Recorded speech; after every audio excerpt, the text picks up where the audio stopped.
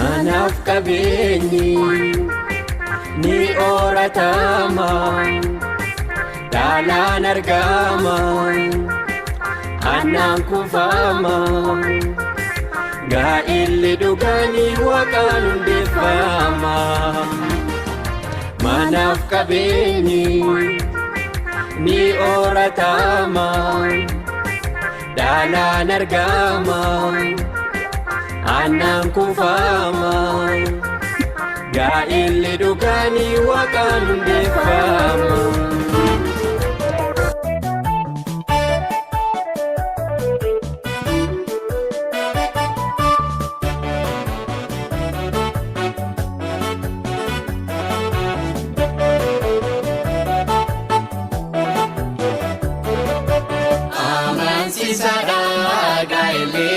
Wakayon nabame Isodatamu Wadabor Nijiga jedame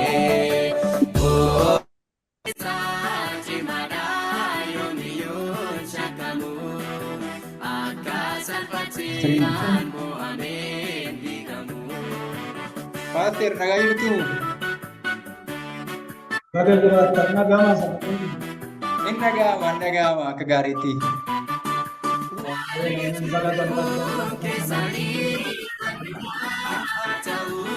Amin, amin. Wangeelaa fakkadeen isin bira jiru? Jira tibba. All right, tole. Tole, achi nu jalqabsiiftuu kadhan illee godhatamee jalqabneetiin jenna dursineeti hundumti keenya warri qaamaan argamtaniittanii waaqayyo sinaa eebbisuu garaan keenya guddaa gammadaa waa'ee obboleessa keenya daagimiitii fi waa'ee obboleettii keenya karaa addaatiin ammoo waaqayyo isaan gargaaree guyyaa har'aa fuuldura isaatti akka argamaniif kan isaan gargaare tokkummaa isa jalqaba waaqayyo okay tole amma sagaleen keessa dhugaa isin bira dhaga'amanitti fakkaata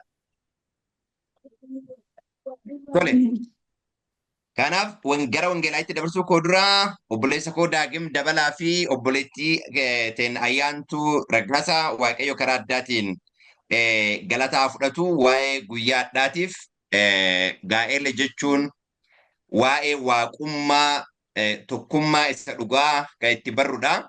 Waaqayyo nu gargaaree guyyaa har'aa ijaan isaan arguuf oduu dandeenyee haalli oduu mijatee achitti argamutu nurra ture. Beektuu agam akka garaa keenyatti waan kanaafillee kadhataa turre. Waaqayyo nu gargaaree guyyaa kana waan nu kenneef guddaa galateeffanna. Obboleessi koo wangeelaa fakkadeen haala achitti kallattiidhaan qaamaan waan achi jiruuf kadhata nuuf godhee haala jiru nu jalqabsiisa. Achiin booddee ammutu ergaa gabaabaa paastariin yoo sagaleen isin bira dhagamate sagaleen keenya isin biratti dhagamame daagi. Baay'ee gaariidha. Kanaaf paastariin keenya paastar Ganamoo sagantaa ergaa gabaabaa nuuf dabarsanii achiin booddee isiniifillee kadhata godhaniitiin jedhanii kanaaf amma kallattiidhaan gara wangeelaayii fakkadeettiin dabarsaa haala achi jiru orderii nu gootee achiin booddee gara kadhata seensaa nuuf gootee gara paasterii itti dabarsina jechuudha.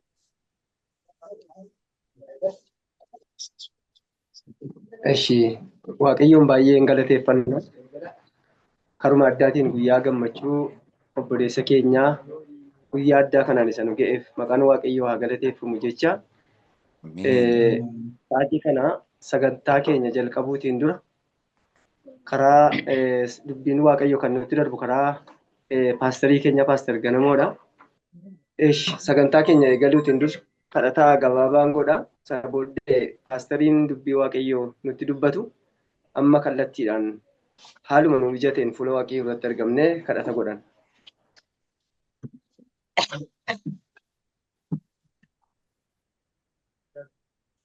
Galata addaa siif dhiyeessinaa yaa waaqayyo abbaa keenyaa. Yaa isa waaqarra jiraattuu mootii waaqaaf lafaa isa taate gara laafessa abbaa keenyaa gaarummaa keef gochaa keef galata sii dhiyeessina. Waan nu jiraachifteef waan yeroo kanaan nu geesseef carraa jiraachuu kana waan nu laatteef addumaan guyyaa gammachuu kanaanis waan nu geesseef bara baraan galanni siif haa baay'atu. Ameen. Amma immoo hundumti keenya fuula keessa hundumaa danda'u duratti dhiyaannee jirra. Maaliif akka dhiyaannes beekta? Yeroo kana si barbaanna. Ofii keetii nu gidduutti argamuudhaan sagalee keetiin akka nu eebbiftu, dubbii keetiin gara keenya akka dhuftu, ergaa diinaaf seexana nurraa ifattee garbicha kee meeshaa godhachuudhaan karaa paasterii keenyaa paaster Ganamoo ofii keetii dubbii kee akka nutti dubbattu si afeerra jaalala kee haa ta'u. Ayyaana kee hunduma keenyaaf ati baay'isi. Jalqabnee irraa hanga xumuraatti nu geggeessi. Maqaa tokkicha ilma kee gooftaa keenya Yesuusitti si kadhannoo yaa Abbaa.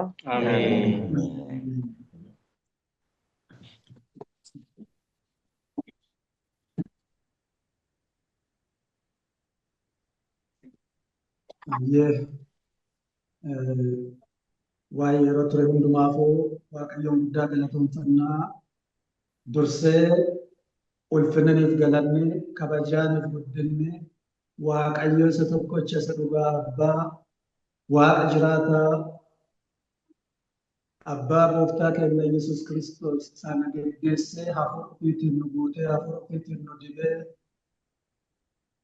sagantaa obboloota keenyaa kana jalqabarraa qabee amma akkatti isaan wajjin ta'ee danqaa hundumaa gufuu hundumaa kiyyoo hunduma ceesisee haala ofii barbaade guyyaa ofii barbaadetti isaan milkeesse kanaaf ulfinaniif galanni isaaf haa ta'u. Ameen. Firoota isaanii, hiriyoota isaanii, ollaa isaanii, miseensota waldaa hunduma baga gammadanii Waaqayyo guyyaa gammachuu kanaan baga isin ga'e jechuun barbaada. Ulfinaniif galanni isaaf haa ta'u. Gammachuun kun gammachuu dhugaati. Kanaaf sagantaa keenyatti dabarree yoo jennu dursa warroota sagantaa kana qindeessitaniin illee asumaan eebbifamaa isiniin jechuu barbaada. Akkasumas warroota ammallee sagantaa irratti hirmaatan hunduma keessanuu kan toora kanarra teessanii dhaabattanii deemaallee haaluma garaagaraa keessa teessanii hordofaatanillee eebbi Waaqayyo isiniif haa baay'atu jedhaati. Gammachuu kiyya ibsataa gara sagantaa guyyaa addaatti ceenaa. Anini sirna kana kan gaggeessaa jiru sirna obboleessa keenyaa Daagim Dabalaatii fi sirna obboleettii keenya Ayyaantuu Raggaasaati. Isaan lamaanuu amantii tokko qabaatanii Waaqayyoon duratti argamanii obboloonni illee ragaa ta'anii gaa'ela kana yeroo walitti dhufanii jedhan anattis akka nama tokkotti amantii tokkicharraan akka nama hirmaattutti gammachuu guddatu natti dhaga'ama. Gaa'elli karoora Waaqayyootiin ta'ame.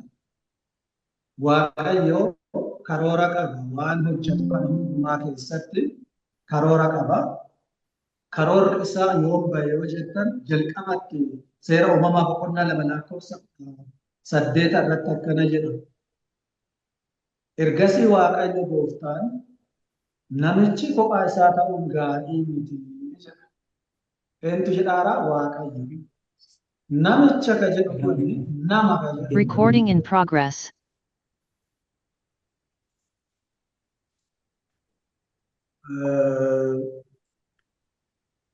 Namichillee namittiinillee yookaan namiinillee haa jennu kophaa isaanii ta'uun maaliif miti gaarii miti. Kana kan dubbate Waaqayyoodha. Kan akka isaa kan isa gargaartu kan isaaf an isaaf nan tolchaa jedha. Kan akka isaattis kan akka isa gargaartu an isaaf nan tolcha. Kanaafuu Daagimeen itti dhufte malee ishee tolchee kan dhiyeesse eenyudha Waaqayyo. Isallee tolchee kan dhiyeesse eenyudha Waaqayyo. Harki namaa keessa jira taanaan gatiin qabu. Waaqayyo ofii hojjetee, ofii mijeessee, ofii walitti hidhe kunin hin karoora jechuudha. Kanaafuu gaa'elli keessan Waaqayyoon karoorfame Waaqayyoon itti deemu jira. Akka ta'e ammarraa itti amantanii isa fi caalaa cimsattanii Waaqayyotu raawwate jechuu danda'uu qabdani. Nullee warri sagantaa kanarratti hirmaataa jiru kun karoora waaqayyoo akka ta'e raawwitti yoo dhufne ammoo yeroo karoorsisan karoorsee dhiifne seera uumama boqonnaa 2 lakkoofsa 21-22 irratti akkana jedha. Waaqayyo gooftaan namichi rafee akka of wallaalu godhe. Oduu namichi rafu lafee cinaacha isaa keessaa tokko fuudhee iddoo isaatti foon hin buutee jedha. Lafee meeqa fuudhe tokko. Maaf lama maaf sadi maaf afur fuudhuu dide waaqayyo karoorri isaa dhiirri tokko dhiira intala takka intalli takka immoo dhiira tokkoof akka taatutti. Dhiiraaf dhiiraa miti kan waaqayyo gaa'elaaf uume dhiiraa fi intala. Dhiira tokko intala hedduu fi miti intala takka dhiira hedduu fi illee miti. Dhiira tokko intala takka immoo dhiira tokkoof. Kanaaf karoorri waaqaa kana raawwiin isaa illee kan. Dubdeebiin maal ture Addaam dubdeebii akkam kenne yeroo waaqayyo ishee fideessaaf kennu. Akkana jedhe lakkoofsa 23 seera uumama boqonnaa 2 irratti.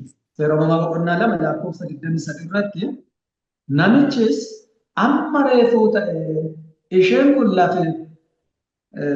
kun lafeen ishee lafee koo keessaa foon ishee foon koo irraa fuudhame. Isheen kun namatti waan argamteef namee jedhamtee haa waamamtu jedhe. Jaalalaan simate maqaatti moggaase. Waaqayyoon tolche Addaamiif fide Addaamiin jaalate. Waan waaqayyo godhe namni maal godhuu qaba? Jaalachuu qaba. Kanaaf karoora waaqaa ture, raawwiin illee kan waaqayyoo ture, namni immoo waan waaqayyo godhetti gammachuu qaba. Guyyaa sana hin abaarre, guyyaa sana hin jibbine, guyyaa sana hin ifanne, adhallee borullee guyyaan sun guyyaa eebbaa, guyyaa gammachuu ta'uu qaba. Fuulduraaf illee akkuma adda ta'e kana malee guyyaan tarii wanni nu barbaannu ta'uu dhabe akka nu barbaannu ta'uu dhabe guyyaa san deebinee abaaruu, guyyaa san deebinee jibbuu hin barbaachisu. Amma reefuu ta'e akkuma jennee gammachuu fudhanne kan akkasitti itti fufuun jireenya namaatiif baay'ee barbaachisaadha. Kanaaf waaqayyoof namni walii galan jechuudha. Gaa'ela irratti waaqayyoof namni walii galan. Efesoon boqonnaa 5 lakkoofsa 21 irraa qabee haga 31 yoo ilaaltan achi keessatti lamaan keessanuu wal jaaladhaa. Lamaan keessanuu waliin abbooliif abboomamaa. Lamaan keessanuu kabaja waliin qabaadhaa. Inni ishee akka kutaa qaama ishee keessaa isa kabaja qabu tokkotti haa ilaalu. Isheen immoo isa akka mataa isaa isheetti haa ilaaltu. Dhiirri mataa dubartiiti. Yeroo hundumaa abbaa manaa ishee akka mataa isheetti. Akkuma waldaan Kiristoosiin akka mataa ofiitti ilaaltu, isheen illee dhiira abbaa manaa ishee akka mataa ofiitti ilaaluu qabdi. Yeroo mataa ta'uuf dhiirri illee akkuma Kiristoos waldaadhaaf ta'e ta'uu qaba. Kiristoos waldaaf maal ta'e amma lubbuu ofii kennutti jaalata. Amma lubbuu ofii kennutti. Wanti inni duubatti uffate, wanti inni dalga qabate, gaafa inni hanqina isiirraan kan ka'e irraa baqate hin turre hin jiru hin jiraatu. Dadhabbii ishee irraa fudhate wal gargaara. Ishee mudaa malee ofi dhiyeessuudhaaf hojjeta. Innufu ishiirraa hin dadhabu. Yeroo tokko tokko beektu ufuma cimaa seenan warroonni dhiiraa. Dhiironni illee hennaan dadhabbii qaban jira, hennaan dubartiin cimtuu taati. Fakkeenyaaf Matsaaf Saamu'eel tokkoffaa yoo dhaqxanii ilaalan maal nutti iddoo kanatti Saamu'eel tokkoffaa boqonnaa 25 lakkoofsa 23 irraa haga 35 yoo ilaaltan dubartii takkatu cimtuu turte. Abbaan manaa ishee ammoo hanqina qaba ture.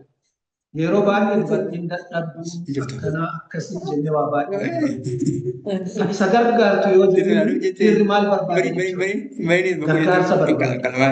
Gargaarsa dubartii gargaarsa haadha warraa malee dhiirri guutuu miti. Kanaaf gargaarsa barbaada. Amma Abiigail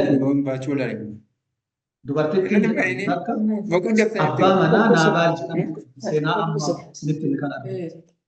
Naabaal dadhabbii qaba, hanqina qaba.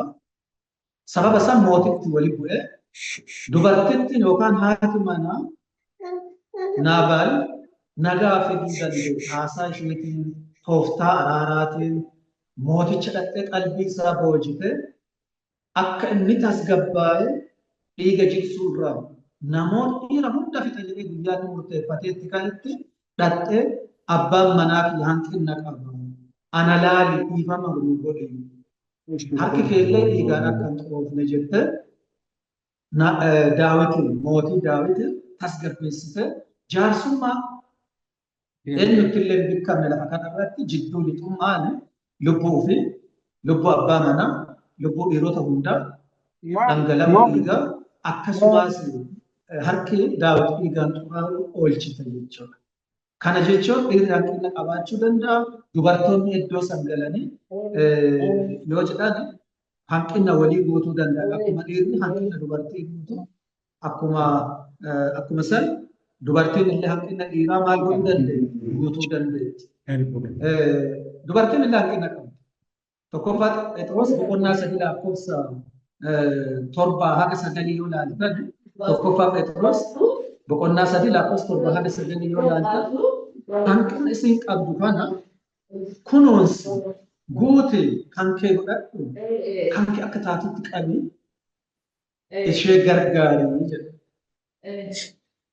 Kanaaf dhiirri hanqina qabu dubartiin hanqina qabu walamaan isaaniitu walii hirkisanii jireenya ofii gaggeeffachuun baay'ee barbaachisa jechuudha. Inni biraa achi keessatti Tasalonqee tokkoffaa boqonnaa 5 lakkoofsa 5 irraa qabee haga 11 illee yoo ilaaltan walii galtee akka qabaachuu qabdan, walii ibsuu akka qabaachuu qabdan, wal danda'uu akka qabdan, nama kamiin waliinuu dura walii galtuu ofii walii galuu akka qabdan kana nutti himu. Namni sadaffaa isin jidduu seenuu hin qabu. Maal jedhe seera uumamaa irratti dhiirri abbaa fi haadha ofii maal godhan hin dhiisa. Isheetti maxxana foon tokko ta'u foon tokko jechuun foon kan asirraa fuudhee gara biraa kaa'uu hin danda'u. Isheen foon isaati inni immoo foon isheeti. Walitti maxxana abbaa fi haadha dhiisu kan jedhu kun firoota, hiriyoota, toloota, jaalalloota baay'ee qabaachuu dandeenya. Garuu nu waliin nu caaluu qabu. Ishee caala, isa caala, isa tokko aarsaa goone hiriyyaan nuuf hin qabnu jiru, firri nuuf hin qabnu jiru. Waaqayyo gaditti tolaan kenna eenyu ishee haga Waaqayyo wal nu dhabsiifnetti. Yoo Waaqayyo wal nu dhabsiisu dhufte garuu sanni isillee aarsaa yeroo goonu dhufuu danda'a. Sababiin isaa maali? Akka dubbii Waaqayyotti hin jiraatu taanaan. Fedha Waaqayyoon hordofu taanaan, fedha Waaqayyoon hordofu taanaan, akka dubbii Waaqayyotti hin jiraatu taanaan. Isheen dhuma kanneeftan Waaqayyo yeroo caalfannu dhufa Waaqayyo jalaan waa baasu malee. Kanaaf kunuunsi baay'ee barbaachisa. Sadarkaa sanitti haga ga'utti wal dhibuun barbaachisaa miti. Inni biraa wanni dagatamuu hin qabne kakuudha. Atini daadhiin dabala abbaa warraa kakuu kan daraara ayyaantu raggaasaa. Ayyaantu raggaasaa immoo haadha warraa kakuu kan dabala daadhii dabalaati. Kakuu kan jedhu kana jalaa sarara. Kakuun kan namaatu ulfaata namaaf yoo kakatan waaqaaf kakuu eeggachuun baay'ee barbaachisaadha. Milkiyaas boqonnaa 2 lakkoofsa 13 dubbifadhaa seenaa kana yoo ilaaltan. Namni Milkiyaas boqonnaa 2 lakkoofsa 13 hubate gaa'elaaf gati guddaa kenna. Waaqayyo kadhannaan dhaga'u aarsaan fudhatu lallaballee jedhi faarfannaa jedhi sagada jedhi kurnaffaa kennuu jedhi kennaa addaa kennuu jedhi aarsaa kabaddaa kafaltanii gaafa haadha warraa kan abbaa manaa kan sobdan sobuu jechuun isin galaan waa hedduu sobuun maallaqa qofaanii miti haasaa qofaanii miti isa dhokatanii ishee dhokatanii wanna waaqayyoillee namnillee maatiinillee jibbu tokko keessa galu baay'ee ceeggaasisa waaqayyo duratti. Kanaaf yoo wanni akkasii sun jiraate tajaajilli nu kennu kamiyyuu hin gufata waan ta'eef baay'eessinee of eeggachuun barbaachisa. Kanumaan wanni isin jechuu barbaadu gara kakuutti galle sababa kakuu kaafne. Qabxii haga saddeetaa tokko mee qalbeeffadha na dhageeffadha. Warroonni waan kana toora kanarra daawwatanillee gara gadhaa keessanis yaadadha. Warri gaa'ela fuunee gaa'ela raawwannee jiru isaanillee yoo kakuu kana keessa galan sagalee kana yoo dhagaani isinillee tarii sagaleen kiyya sirriitti yoo dhaga'amaa fi jiraatan beeku anin asii ittuma fufaa baay'ee bareeda. Mallattoo gaarii naa kennitanii kakuun inni jalqaba sirriitti na qalbeeffadha. Daagim yoo daagimiif dubbisu ayyaantuun illee akkuma isaaf cidheedhaafis dubbisaa biyyaa ta'u.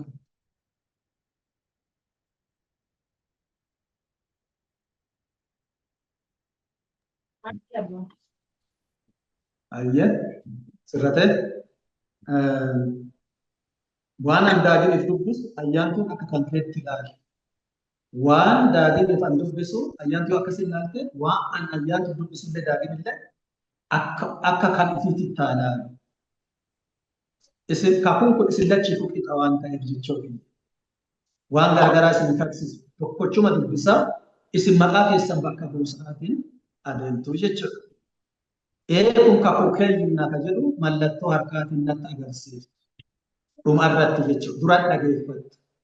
Dura dhageeffattu dhuma irratti ammoo kuni kakuu keessan yoo an isiniin jedhe garaa keessan keessatti eeyyan jedhaa deemtanii dhuma irratti kun kakuu keessan yoo an isiniin jedhe eeyyan jechuudhaan agarsiiftu jechuudha. Sana booda kadhannaa isin goona.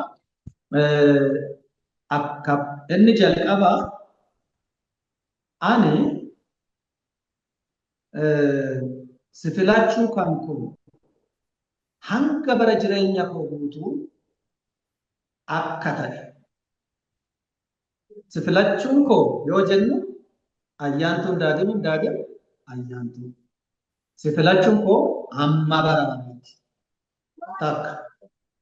Lammaffaa si wajjin waaqayyo ulfinna kennuudhaaf. Si wajjin waaqayyo ulfinna kennuudhaaf. Wal taane waaqayyo ulfinna kennuudhaaf. Sadaffaa si kunuunsuudhaaf. Daagim ayyaantuun daagimii. Si kunuunsuudhaaf. Arfaffaa haala jireenyaa istifaa qofa keessatti osoo hin ta'in haala jireenyaa istifaa jechuun nyaata jiru, uffata jiru, fayyaa jiru, midhaagina bareedina jiru, maallaqa jiru, hiriyyaa jiru, nagaa jiru qofa osoo hin taane jechuudha. Yeroo kunneen hidhatus, yeroo kunneen iddoo dhabamus haala dukkanaa kan jedhamu haala sanniin.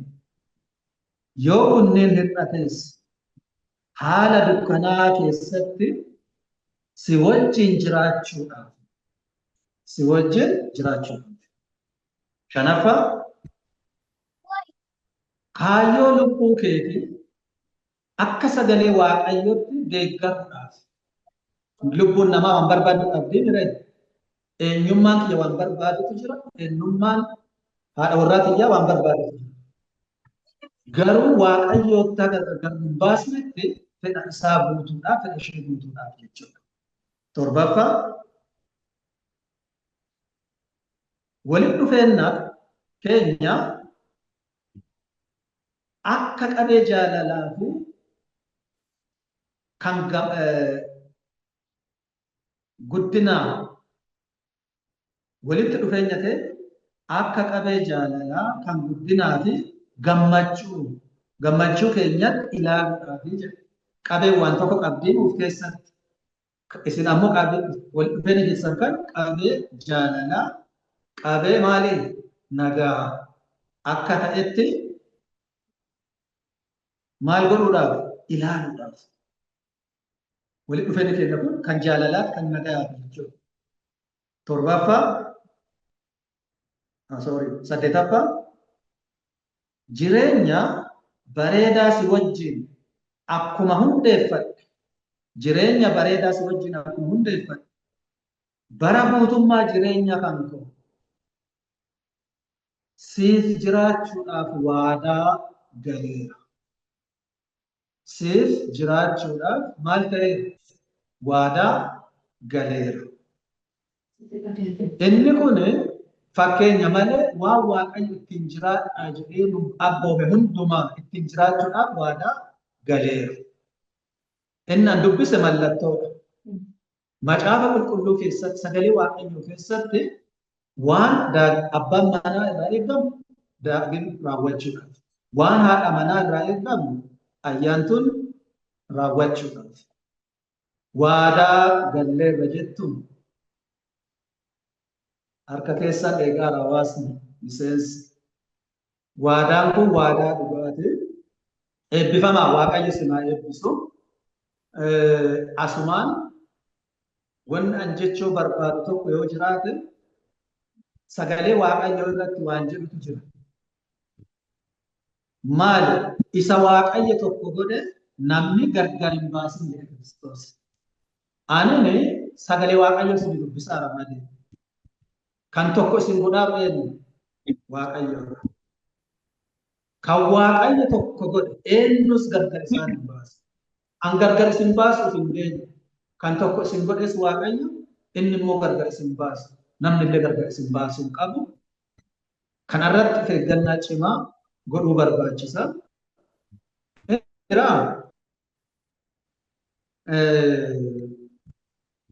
Akkamitti sirna kana godhuu dandeenya? Dibata maaliin kana godhuu dandeenya? Amanuu qabna waan kana. Inni sirni raawwatuufis inni sirna raawwatuus warroonni toora kana irra jiranis lammaffaa Qorontos boqonnaa tokko lakkoofsa 21 akkana jedha. Lammaffaa Qorontos boqonnaa tokko lakkoofsa 21 isin wajjin jabeessee kan dhaabe amantoota wajjin warra Waaqayyo jira jedhanii gatii warra isatti amananiif kenna jedhanii ilma ofii tokkicha dabarsee nuuf kenna jedhanii ilmi isaallee dabarsee lubbuu ofii nuuf kenna jedhanii hafuura ofii isaarraa nuuf kenna jedhanii warra amanan waliin cimsee kan maal nu godhe kan nu dhaabe. San qofaa miti. Hojii kanaafis kan nu dide Waaqayyoodha jedhu. Galanni Waaqayyoof haa ta'u. Inni nu jabeessee nu dhaabe, inni nu diba, isa nu dibe saniin akka sirna kana gaggeessaa. Dibata kana dibata dhugaatu amannee Waaqayyoon gammachiisa akka ittiin jiraannu Waaqayyo haa gargaaru. Inni ana qofaa miti kan dibe. Dhala namaa kan hafuura ofii isaa irraa kenne hundumaa maal godheera? Dibeera. Dibata gammachuuti. Hafuura ofii isaatiin. San qofaa miti. Milikkita kan isaa ta'uu keenya nutti mallatteesseera. Qabsiisa garaa keenyaa keessa kaa'uunis hafuura isaa nu keessa kaa'eera. Hafuura isaa nu keessa maal godheera? Kaa'eera karaa ilma isaa karaa gooftaa Yesuus. Hafuura kanaan akka tokko taatan tokkummaan nu asii tokko ta'an abbaaf ilma waliin maal nu godha tokko nu taasisa. Tokkummaa kanaan haa jabaannu iddoo jirrutti sagalee dhageenye Waaqayyo nu haa eebbisu kadhata godhannee kaa'anii tarii akka isiyyuu jedhee sin gaafanne akka dur baratame tokko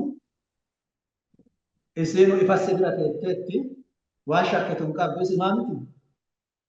Tama laallatte tama gaa'ela waliin raawwadha jettee maatiin eebbisee sii kenne, waldaan eebbistee sii kennite, waaqayyo eebbisee sii kenne ta'uu amantee bira ta'a. Akka dhoksaan qabu waan ta'eef irraa mulqii ilaali waan jennu qabnu akkasii. Isin illee daadhiin argaa jirti, daadhiin illee ishee argaa jira, nullee argaa jirra. Kanaaf hundumti keenyaa jilbiinfanne afoo waaqayyootitti. Warri fageenyarra jirullee harkuma keenya ka jaalalaa, ija keenya ta jaalalaa, eebba waaqayyo nuu kenne sanii oduu ufin qusatin jechuudha. Maal jenne? Faarsaa Daawit 67 tokkoon irraanfatina eebba kiyya isin dheertuu kennaa muraati. Faarsaa Daawit 67 tokko. Akkana jedha. Waaqayyo araara nutti haa agarsiisu. Waan garaagaraatiin gufachuu dandeenya, dadhabuu dandeenya, hir'achuu dandeenya, waaqayyoon gaddisiisuu dandeenya. Anallee isinillee warri dhagaattanillee waaqayyo araara ofii nutti maal haa godhu? Haa agarsiisu. Nu haa eebbisu. Eebbi namaa homaa miti. Inni nu maal haa godhu? Haa eebbisu. Dhugaa eebbi isaa hamma bara baraati.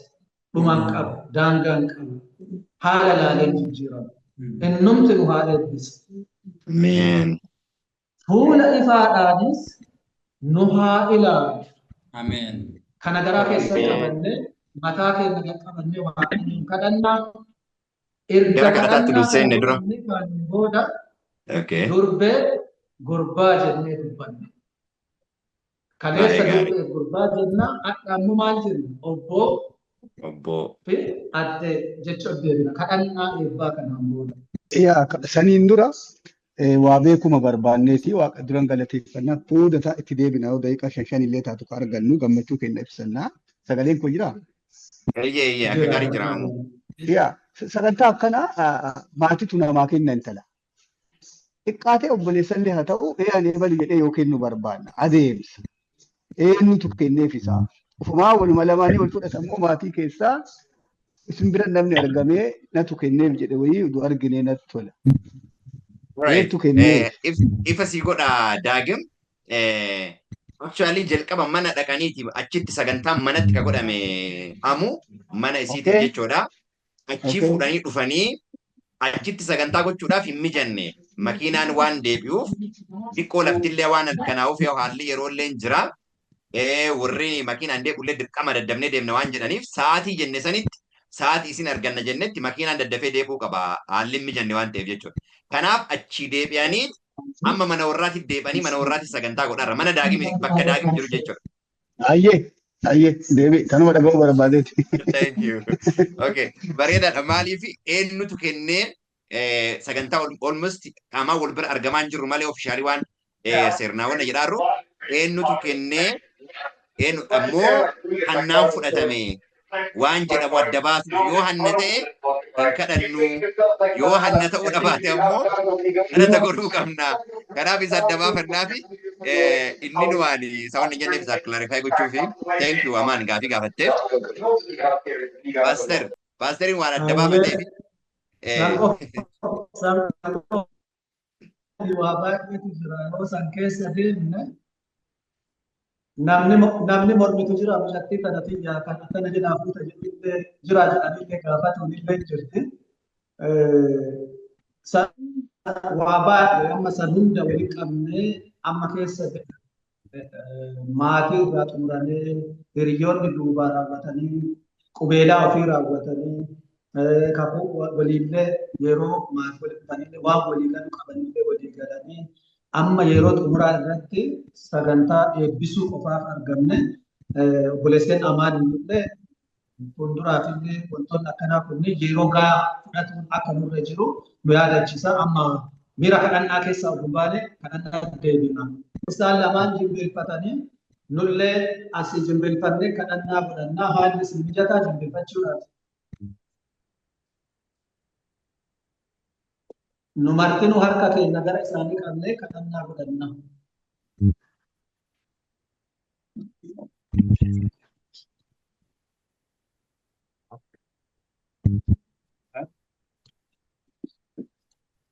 Ayyee.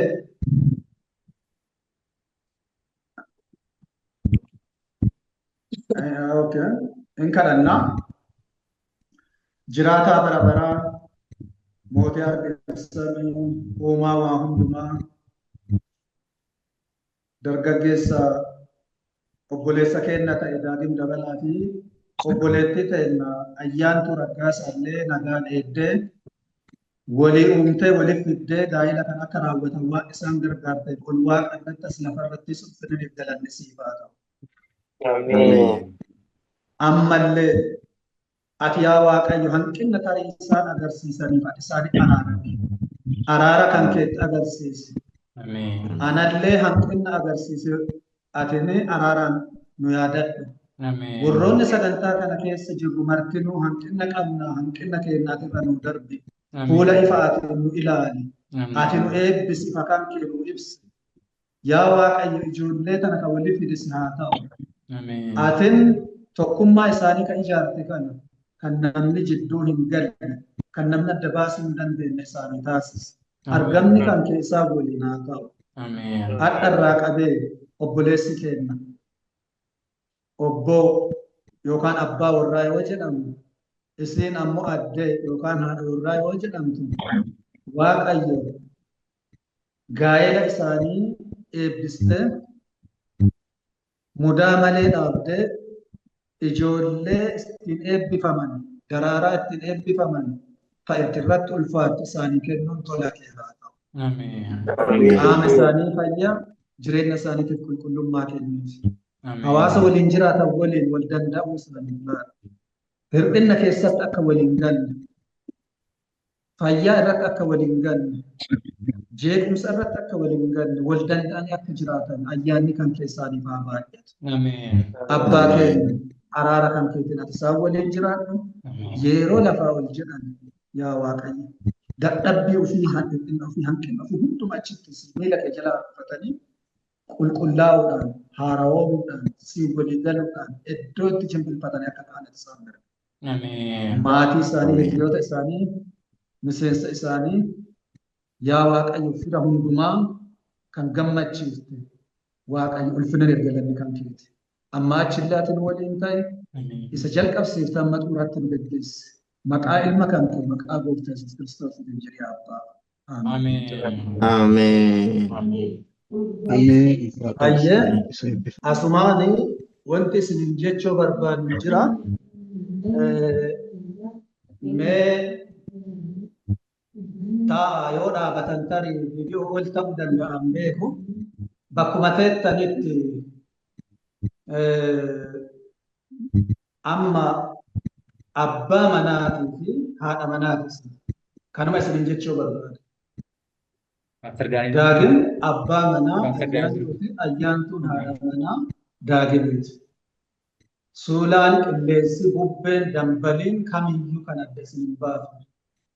Walitti dhuftanii addan bayina. Atillee akkasuma ofi qabi.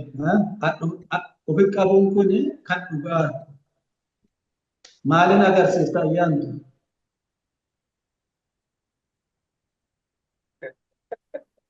Eebbifama Waaqayyo isin haa eebbisu. Gaa'ela gammachuutu gaarii isin haa ta'u. Sagantaa keenya gara kiyyaan jiru kanaan xumuraa warri sagantaa geggeessitan innaan keessa. All right. Thank you. Yeroo dhiqoo fi chaanalii jijjiiraa na eeyyama. Okay. Daagin dhaga'ame? Becky, I'm about to change the channel. We have a special guest, our brother and pastor, Daniel. Unfortunately, in the middle of our program, he chatted me and I asked him, what if you be here with us? We are conducting some wedding ceremony. I said to him, and he's exactly, it's early morning there with him. He tried just, I'm about to wake up. Please wait me a minute, he said. And then I said to him, we are waiting for you. And hopefully now he's get ready. If you are ready, you're welcome. All right. Thank you. Everybody. Yes. Hello. Hello, Pastor. Welcome, Pastor. In the name of God bless you. Oh, Yeah. Thank you. So we are on wedding ceremony. Actually, we are unable to meet each other to come together as one area because of some political unrest, and yeah, it's because we are far from each other. Because of that, Dagum with his team, there are a lot of people there. Even our team, believer of one true God, they are as elder. There is also the one sitting beside him. He is a gospel worker, full-time worker, and also there is elder and another gospel worker. There are yeah, many of them are there around. Actually, is trying to turn the camera toward the people. We are few, so you are welcome. Thank It's you. really very happy to have you. Yeah. Probably Brother Tebeso interpret for everybody so that they can All right. Yeah, you can say hear. something. I will try to interpret what you want to say, maybe. Thank you. Well, I want to thank the Lord that we are together, even though we are so far apart from each other. Yooma baay'eellee walirraa fagaanneet hin jenne akka walitti dhiyaannuuf akka wal arginuuf waaqa nu gargaareef galata galchaneet hin jenna. Amen. And do I understand correctly? There is a wedding that's going on right now. Sure. Oh, wow. Well, praise the Lord. May God bless the wedding and the husband and the wife representing the Father and the Son through Adam and Eve. Waaqayyo gaa'ela keessa jiru akka abbaaf ilmi bakka bu'an akkuma addaamiif heewwanii jidduu keessanitti argame waaqayyo cidha kana haa eebbisu. Amen. Amen. Amen. They're beautiful together. Yes. Very nice. Very nice. Well, praise the Lord. I'm thankful that you all could be here and that God is leading us all. May He, I hope one day to be there soon and we could shake each other's hand and give each other hugs again. Okay? Yeah. Yeroo dhiyootti actually wal arginaa harkaan nagaa wal jenna. Hopefully he will be there on our camp meeting with his wife too. We will see each other even on our camp meeting after. So yeroo dhiyootti wal arginee harka wal urgufnee harka wal qabnee nagaa wal gaafannaadha kan isaan jedhaaranii. Amen. Well, thank you. Thank you. Okay, Galatoma. Thank you, Pastor. God bless you. Actually, as I write to you, you are yes. What makes me so interesting, starting from the beginning. From the beginning, we meet each other. Is that you're okay? Later I say by Afan Oromo, and then I will say it by English. Yeroo jalqaba wal qunnamne irraa namoota baay'ee wajjin wal qunnammuudhaaf erga dhugaa kana hubadhee kan hin booddee jechuudha. Namoota baay'eedhaan kan wal qunnammuudhaaf ayyaalaa ture. Immediately deebii kana deebisee Then deebii gaafii deebii yeroo dheeraa fudhanneet hin jenne waan family maatii nu godhe jechuudha. What I'm saying is that even at the beginning of the truth, when I understand this truth, I'm trying to meet a lot of people. I'm chat them and ask them a lot of questions. No one responded me on time because at that time I'm in really confusing time. I have to ask someone. At that time, immediately who responded for me is you, and then our communication continue. Now also it is early morning. I said to you, please, can you come? What he said is that, wait, give me a minute, just I'm wake up. He's not saying anything. So God bless you for your such humble spirit. And this is actually the spirit of Christ. Because of not you with us, I say always, I thank God because of you. God bless you. And if you want to say something, you are welcome. Maybe if you are hurried to move somewhere or to do something, you are free. Let you say something. We wait for from you also to say some word, maybe about for us. I invite you to say again, maybe if you want to say something. If not, Oh, you're getting a phone call. all right, sorry. Well, you know, the idea that I just woke up right now, it's because I was at the airport and driving home until 6:15 in the morning. You know what that means? That's when the sun was coming up, I was getting home. Okay, very early today. Yeah, ana ganama ka'ee airportidha gara manaa akkasuma beeka gara manaa drive gochuudhaaf jedhaaru ganama sa'aatii 12:00 irratti akkasitti amma nu biratti akkas waraqaa ana akkas yeroo sanidha yeroon kuni ka jedhaarani. but I was reading before I came on this morning. I was reading something that I think might be interesting to you all. It's from Waan isin Colossians chapter hundumaafuu 1. tarii baay'eetti gammaddan waa wayii dubbisaa turedha kan isaan jedhaaran. It says that the Bible says that God has given his son, who is the image of the invisible God, the firstborn of every creature. Jechichi kan inni jedhu Waaqayyo tokkocha ilma isaa waan ijaan hin mul'anne sun ilma isaa karaa ilma isaa akka inni mul'ate. Ilmi kun ammootu abbaa irraa dhalateetiin jedhe akka ta'eetiin jedhe. By the Son were all things created that are in heaven and in earth, visible Ilma or isaatiin invisible. wanti waaqa irra jirullee wanti lafa irra jirullee kan ittiin uumameetiin jedhe ilma isaatiin. And the first thing that's mentioned as what was created was thrones. Wanti jalqaba uumameetiin jedhe jalqaba laallamammuutu teessoo isaa argina. Can you imagine that God the Father brings forth his Son, creates all things, and the first thing created was thrones?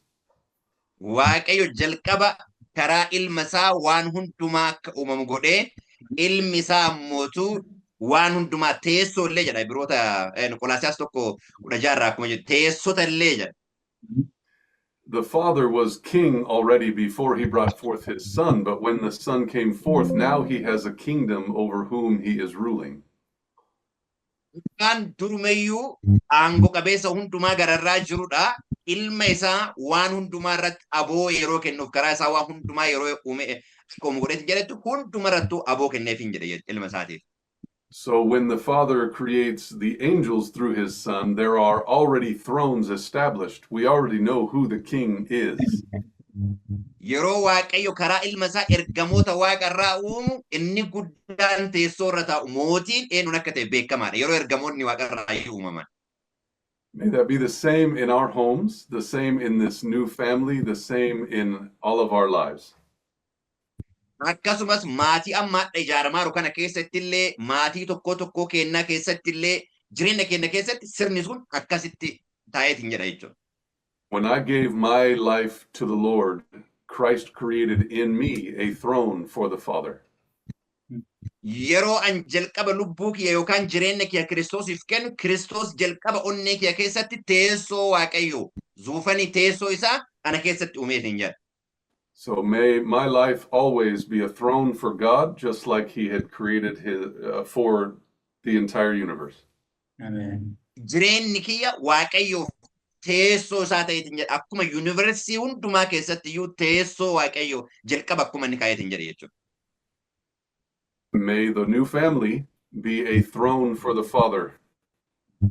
Maatiin haarofti kunillee teessoo abbaa Waaqayyo isaan haa godhu. Amen. Amen. Amen. May the family of Johannes and Dagim and Genemo and Tibeso and Becca and Aman and myself, may we all have thrones for the Father in our lives. Jireenya Amen. keenya keessatti maatiin obboleessi kiyya Daagimii, maatiin Joonii, maatiin Beekaa, maatiin kiyyallee, maatiin Paaster Ganamollee, maatiin Paaster obboleessi keenya Amaanillee teessoo Waaqayyo akka ta'an, Waaqayyo nu keessaan akka mul'atu jechuudha. Waaqayyo nu haa gargaaru. Amen. Amen. Amen. Such a Amen. May wonderful God and bless you. amazing message. God bless you a lot. Thank you. Maybe I'm translator, but Beka will be perfect because he's just there with you. I'm No, trying I'm all not my good at best. translation, so It's okay. So thank you, Pastor. God bless you a lot. We are really blessed and we are really very happy to have you here with us. Thank you. God bless you a lot. If you have something to do, you can say hi and go. Thank you. We love you so much. Nagaa jedhaani hundi keessaniyyuu. Bye. Have a nice time. God bless you, Pastor. thank you for joining us, Pastor. Thank you. Thank you. All right. Gara keenyatti as deebina amma gara lookaaliitti. Galanni Waaqa haa ga'u yeroo qabaannee fi amma paasteriin ergaa baay'ee barbaachisaa nu dabarsani paaster Ganamoo. Waa ergichaatiif akkuma dura isaan yeroo jalqaban jedhan warra dhagaa'ela godhatu hin taane namoonni kun waan illee ittiin uf ilaalaa jedhaa turanii. Really wonderful. Hopefully viidichi kun ammoo waraabbameera. Haga sagantaa kanaatti ka jiru obboleessi keenya editerri Joon edit godhee babbareechee uummata tansa. It's really blessing. Yoo namni biraa jettan gara obboleessi keenyatti deebisaa beekaan illee waa jechuu barbaadde amaan illee itti fuftanii Joon illee chimbooddee gara sagantaa keenya geggeessaa qaamaan achi jiru wangeelaawii faqqadeetti deebifnaa. Beekaa irraa jalqabnaa achiin amaan achumaan sararuma kana qabannee itti fufna jechuudha.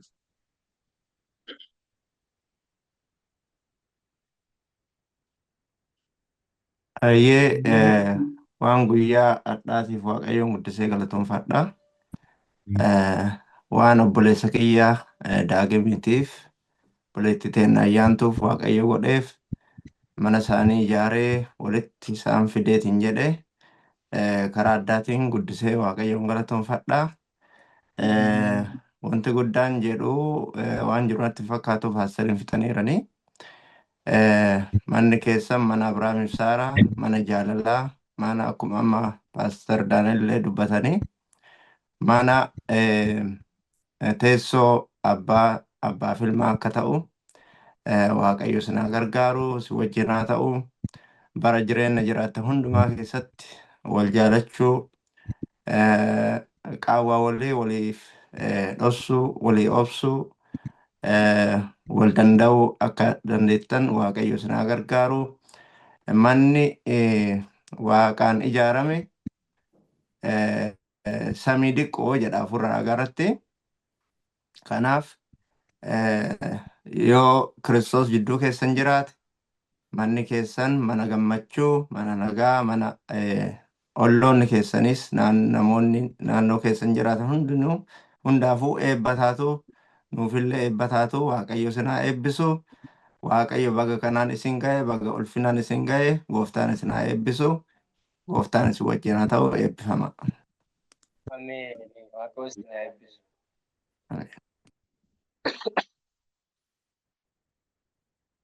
Amaan itti fufiyaa. Eshi ani Waaqayyoon hin galateeffadha. Sagaleen koo jira. Jira. Haala akkana Waaqa nu mijeesse baay'ee Waaqayyoon galateeffadha. Galanni teessoo irratti haa ga'u. Paasteriin waan silaa dhaga'uu bannu mala hundumaa waan laphee kiyya keessa jirtu Waaqayyo karaa isaaniitiin nu dubbateera. Yaa warra lama taatanii yookaan tokko taatan lama fakkaatan tokko taatan yaada gabaabduu wayii isinii qaba. Nu samii deemuuf taana. Isin carra qabeessa dhugaa kan hubattanii faatanii eega walitti dhuftan. Daagii hin beekna isiillee sanyii wallaalaa adeemna ijoolleen Waaqayyoo wallaalaa adeemti wal dubbisa adeemti. Baga Waaqayyo isin gargaare yeroo kanatti. Waa'ee fuudhaa feerumaa Elinowaayiti yoo ilaallu guyyaa wixataa geggeeffatte kan jedhu dubbifadheera barootaan dura. Achi kaatee warra magaala jeeqan warra fiiskaa yisiisaa makiinaa yisiisaa magaala jeeqaa deemaniif sanbata jirsan lolattu argina. Tokkoffaa isaa wal fakkaata. Carra qaboota keessan guyyaan isin geggeeffattan akkitti isin geggeeffattan baga Waaqayyo isin gargaare. Jalqaba daagiif waan jedha muuxannoo waggaa 26 haga maatii godhanne argine keessa wanni siin jedhu wannan kun akka malaalanii miti qorannoo guddaa qaba mudhii gadi dhadhiyoom Kiristoos irra bakka jaalattu. Namni baay'een raasaa ilaala wangeela kana raasatti himuu barbaada. Lubbuu takka qabattee yoo sagalee koofa jiru ragaattu tanuma qofa naa Roga jira. Lubbuu amma jaalattee itti dhiyaatteetu tana qabattee yoo samii deebifte abeet waa guddaa hojjette Waaqaaf bu'aa guddaa buufatte. Maatotatu fayyee samii wal ga'a malee akka amma nuti luka keenya raasaa keessatti deebisnee badhinu sanii miti. Lubbuu takka argatte itti dhiyeennaan yoo raftus yoo deemtus ta'u wangeela itti himuu dandeettu. Baga Waaqayyo qaamuma kee dursurraa fooyyame deebee si deebisee baga gammaddisiin jechuu barbaada. Wanni ati gootu marti tirfii miti keetuma. Lubbuu tana nama lamaa nama biraa yoo seete iccitiin gooftaa Yesuusii nuuf galle jechuudha. Akkuma gooftaan Yesuus qaama abbaa jennee waaqeffataan qaamni tun teeti baga barbaaddee Waaqayyo si gargaaree qaama kee argatte. Gaafa jaalala isii irra piraaktisii godhuu dadhabde gabbaatee naan kennitu daagi. Gaafa isii dhibbatti isii kennuu dadhabde ollaan kennitu warra keetiin kennitu haadha keetiin kennitu. Isii tana laalladha.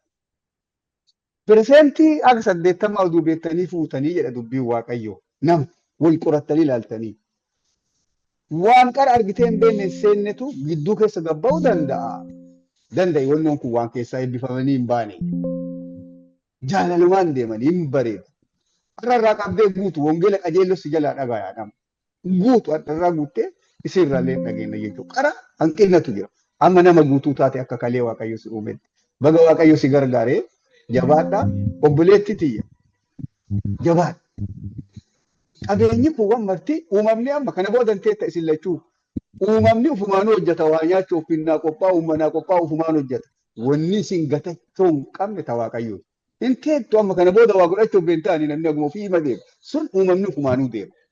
Wanni gatamuu hin qabne ta Waaqayyooti. Isitu nama harkaa gada. Beekaan Salamoon ogummaa Waaqayyoo gaafatee qabeenya dabaleetii sun jalaa fudhatte. Sun isin jalaan fudhatiin. Waaqayyo isin haa gargaaru. Baay'ee gammannee irraa jabaadhaa, jabaadhaa, jabaadhaa. Yeroo samii jala geenne irratti Waaqayyo isin eebbisee samiin qophaa'a. Kuuwwan salpha isumarra dhiisaa. Baay'ee isin jaalladhaa. Baay'ee gammadeera. Waaqayyo isin haa eebbisu. Jabaadhaa. Ameen. Eebbifam. Ameen. Hunduma kennaa fi Eshi. Sagaleen koon dhaga'amanii abdeedha karaa hundaa. Waan hundaafuu galanni Waaqayyoof abbaa keenya isa waaqarraatiif bara baraan isaaf haa ta'u jedha. Dhugaa dubbachuudhaa fi galataan alaa waan jennu qabnu waan ta'e hundumtuu akkuma wangeela Yohaannis boqonnaa 1:3 irratti waan ta'e hundumaa keessaa karaa ilma Waaqayyoon ala waan ta'e tokko illee hin jiru jedha. Wanti ta'e hundinuu karaa ilma isaa ta'e. Kanaaf Waaqayyoon galata jennaa galanni isaaf haa ta'u waan dubbatamuu qabu jalqabarraa kaasee hanga ammaatti dubbatamaa tureera hundi isaayyuu waan hunduma keenya fayyadudha jechuudha. Waan haaraa waan dubbadhu qabu. Obboloota keenyaanii Waaqayyoo baga guyyaa kana isiniif kennee baga gammaddanii baga Waaqayyoo isin eebbisee jechuun jaalladhaa. Kun eebba guddaadha. Addumaani ani wanti ani jedhu tokko obboloonni keenya baay'een keessanii hangafoota keenyadha. Hangafoota keenyadha. Paasterii fayirraa qabee jechuudha. Nu dura gaa'ela gaggeeffattanii haala garaagaraa keessa wal'aansoo jireenyaa hedduu keessa dabartanii waan barnoota nuuf ta'u waan shaakala isinirraa barannu muuxannoo hedduu isinirraa barannu waan hedduu keessa dabartan waan hedduu keessa dabartanii nummoo reefuu gara kanaatti dhufaa irra jechuudha. Gaafa gaa'ela godhattanii gammachuu waldaa wajjin qabaachuudhaan gammachuu hawaasni isinii wajjin godhate keessatti haala garaagaraa yoo ta'u dabarsaniitu carraan keenya garuu akka kootti jechuudha akka kootti daagim carraa eebbaa argate dhugaa dubbachuudhaaf carraa guddaa argate waan itti gammaduu qabu waan itti gammaduu qaban waan eebba guddaa itti argatan waan ta'eef waan baay'ee itti gammaduu qabanidha kun. Carraa akkasii kana ani hin arganne haa ta'u garuu waan hundaafuu galanni Waaqayyoof haa ta'u anallee karaa kamiin yoo ta'e isaa keessa na dabarseef kanaaf daagimiin karaa addaa baay'ee gammadeen jedha. Caalaadhumatti iyyuu gaa'elli dhugaa nu itti amannuudha. Akkuma amma paasteriin jedhaa turan durallee paasteriin dubbataa turan gaa'elli uumamni namaa gaa'elli fakkeenya waaqummaadha. Fakkeenya waaqummaadha. Kanaaf baga gammadde jechuun jaalladha. Kun gammachuu isa guddaadha. Gara fuulduraatti immoo akkuma amma dubbatamaa ture. Jabaadhaa wanti guddaan isinitti akka yaadaatti isiniif qoodee ofii kootti illee yeroo hundaa itti yaadu maalidhaa jireenyi biyya lafaa kanaa wal'aansoonsaa seexanni wal'aansoo baay'isuudha malee waan si'a tokko illee booda deebi'u hin qabu waa'ee keenyaaf. Isin garuu yeroo hundumaa akkuma eebbaan jalqabdan manni keessan mana eebbaa mana yeroo hundumaa ergamoonni Waaqayyoo keessatti argaman mana yeroo hundumaa ulfinni Waaqayyoo irraa mul'atu mana yeroo hundumaa namoonni dhaquun isaanii eebba isaaniif ta'u manatti foolii urgaa Yesuus Kiristoosiin simatan argatan akka manni keessan akka akkas ta'uu fi yeroo hundumaa jabaadhaa wal'aansoon tokkollee Kiristoos irraa booda isin hin deebisin yeroo hundumaa tokkummaa keessan akkuma tokkummaa kan abbaaf kan ilmaa kan duuka buutonni bartoonni Kiristoos immoo tokkotti ta'anii sana isiniif haa ta'u jechuun jaalladhaa jabaadhaa Waaqayyo isinii wajjin haa ta'u hundumti keessan immoo guddaa eebbifamaa. Ameen. Ameen. Guddaa eebbifame. Ameen. Ameen. Eebbifame. Daagii itti fufi. Tole hundumaa dura iyyuu malu Waaqayyo abbaa keenya isa karaa ilma isaatii gargaarsa barbaachisu jireenya keenyaaf godheef maqaan isaa galateeffamu. Ameen. Sagaleen kun nagaa miti. Nagama daagii. Haa ta'u isa koodha jira jecha ittiin ibsuun hin qabu. An akka kootti guyyaa kana tarii nan arga yookiinis nan gaaree yaadne sababiin isaa chaalenjii hedduutu jira. Waa'ee dhimma gara gaa'elaa osoo hin dhufin akkuma laaltan lafarratti wantoota hedduutu jira. Maatii keessaa ganama ba'anii bakkeetti hafuutu jira. Dirree barnootaa dhaqanii achitti miidhamuutu jira. Karaa keessatti Waaqni garuu jaalala isaa taanaan guyyaa irraa kana naaf laate maqaan Waaqayyoo eebbifamu. Ameen. Isaan sun dhugaadha ammallee guyyaa biraa bal'iseen galata Waaqayyoo dubbadha. 2000 keessumaa ergaan gara dhugaa isa dhugaa kanatti seenee chaalenjoonni jiran chaalenjii baay'ee ulfaataadha. Toora dhugaa kanaa keessatti kan nuti obboleessa Kotibbaa wajjin wal barre 2014 guyyaa gaafa 18 ji'a 8ffaadha. Guyyaa gaafa 18 ji'a 8ffaa jechuudha 2014 eebila 18 wal barre noormaaliin ajandaa mataa kootii irratti hin qabee jira. Achii kaasee garuu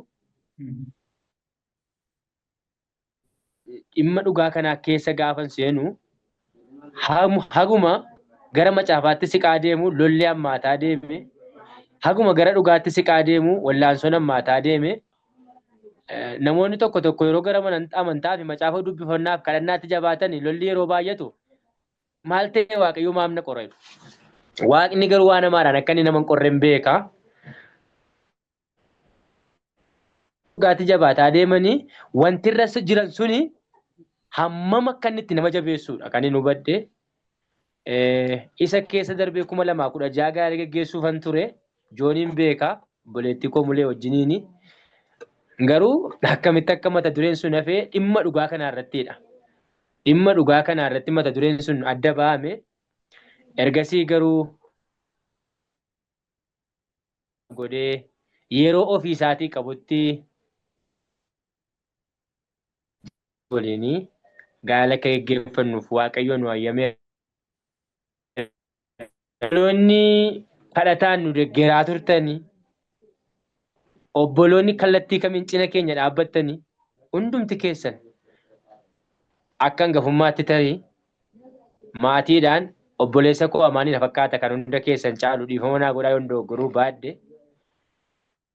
Paaster Ganamoon jiranii? Paaster Ganamutti taanee? Jiru isaan hin baanin se'ani. Jiru. Kaameraa ofii godhan malee jiru. Falmataa jiran isaanuu yaa. Isaan hangafa hunda keenya. Paaster kaameraan hin jiru. Hin dukkanaa'ee lafatu na fakkaata yaa. Isaan hangafa hunda keenyaadha. Kan nu gorsanidha. Abbaa keenyaadha. Waan hedduu irraa barannaa. 2009 maaliyyuuni ergasii kaasee garuu dhugaa tokko nu godhe karaa hafuura ilma isaatiitiin erginni tokko nu godhe immoo shaashamanneetti wal agarree dhugaa kana waliin itti fufne. Kanaaf isaanillee carraa haganaa qabaatanii Waaqni dhaloota isaan teellaa jiru kan akka isaan dhugaa nu hubachiisan waaqa isaa yeroo dabalataa isaanii kenneef maqaan waaqaa fi haguma kanaa jechuudha isaanitti aansee obboleessa koomaan itti aansee tibbeessoo itti aansee beekaa itti aansee joonidha. Kanaaf ammallee kadhataan nu deeggaraa turtanii waan kamiin waan isin nu biratti hin dhaabbanne hin jiru. Waaqayyo jireenya keessan, maatii keessan, hojii keessan isin haa eebbisu. Inni caalu garuu haguma hagan lafarratti wal barre sodaan qabu kana mukas jannataa keessaa akka waliin dhabneef waaqni nu haa gargaaru. Nama bakkee miti hundumti keenya maatii qabnu ani narrallee maatii hundeesse kuni waliin dabalamne haguma har'a gammachuu kiyya irratti argamtan gaaf tokko immoo isa waaqayyo abbaan gammachuu ilma isaatitti nuuf qopheessu keessaa qooda akka qabaannuuf waaqayyo hunduma keenya nu haa gargaaru. Adara wanta isinitti maddu isin warra hangafoota kooti ammallee wantoota baay'eetu nu hafa. Chaalenjiin ganaa baay'ata. Amma itti seenne chaalenjii yookiinis wallaansootti seenne malee qormaanni jira.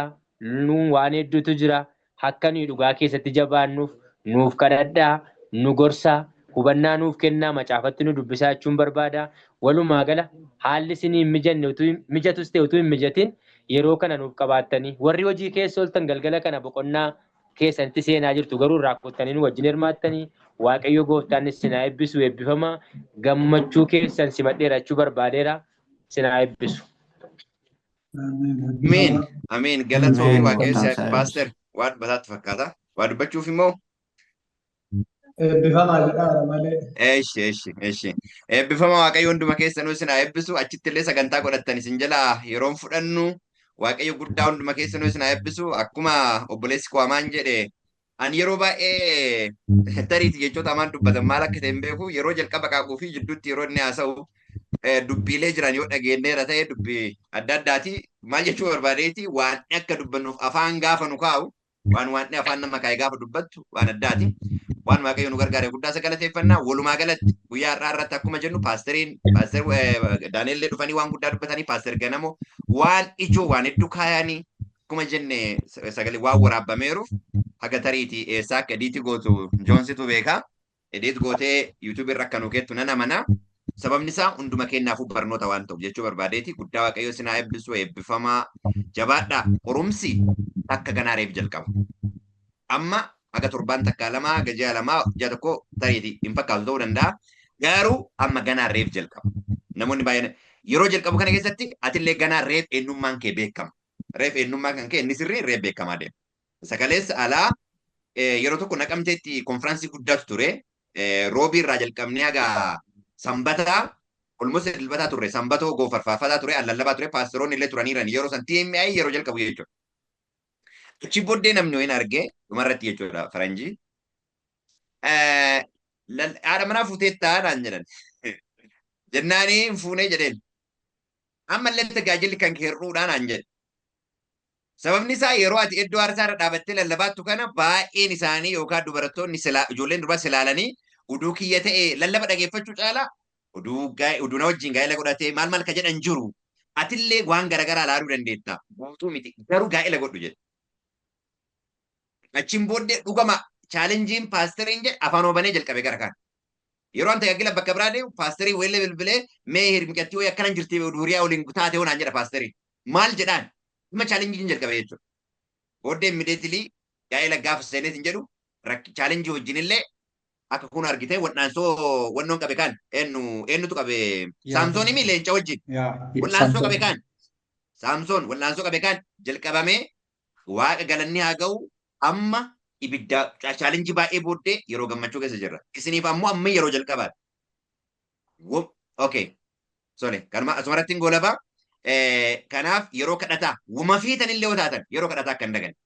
Eebbifama waaqayyo isin haa eebbisu kadhata dhumaa obboleessi keenya amaan nu godhee asii kadha sagantaa keenya asumarra goolabnaa gara sagantaatti fuftanii hin jettanii amaan akkuma sii mijatetti gabaabsee kadhata nu goota.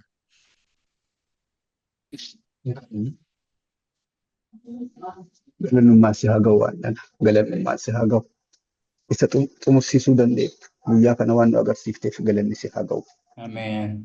yaa Waaqayyo gurmuu ati samii mul'isuudhaaf adeemsa ilma keetii mul'isuudhaaf raawwatte kan isa kana xumurree wal baannee wal qabannee galaanattii burcuqqoo irratti ceenee bee dhufnee bee jechuu akka dandeenyu guduunfaan kee nu faana haa ta'u. Ameen. Jarri kun mana ijaarate yoo ati nama eebbifne kana jireenyaan argine yoo ati nama erkifne ni ulfaata. Nama jalqabsiiftee ammoo karaa nama hin gattu galanni si haa ga'u. Ameen. Isaan xumursiisuun fedha kan kee haa ta'u. Ameen. Akkuma irra nu gammachiifte, akkuma dhoon nu butte, akkuma dhoon nu qabde, badan nu jedhan nu jiraachifte.